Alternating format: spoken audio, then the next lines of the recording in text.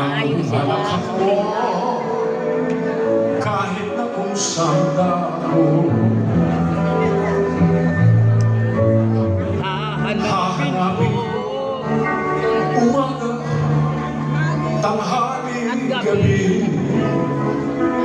dahil hindi kita lilimutin. Kahit na sandali,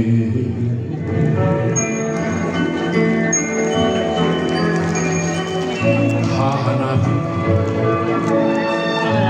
kami nila Ate Susan noong nakatira kami sa ulo. Lagi namin hinahanap ang Pilipinas. Wala na kami pag-usapan kundi namimiss namin ang Pilipinas tuwing Pasko. Dahil mahal namin ang ating bansa Pilipinas. Kaya si Ate Susan, wala nang inisip, kundi mga kamag-anak niya, mga mahal niya sa buhay. Kaibigan niya rin siyang matulungan pag bumalik siya sa Pilipinas. Kaya narito na ang pagkakataon na si Ate Susan ay bumalik sa ating Pilipinas. Hindi na dito.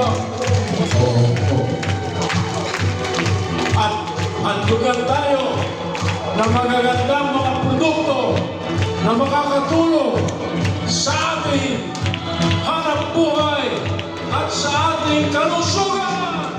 Palakpakan tayo! Dali, di ba tapos?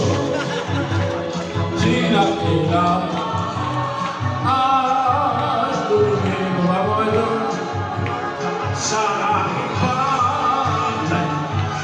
Kakadalhin ang lahat at sana ba yung masaya mo? Sila sulipan. Marunong ba sumayaw?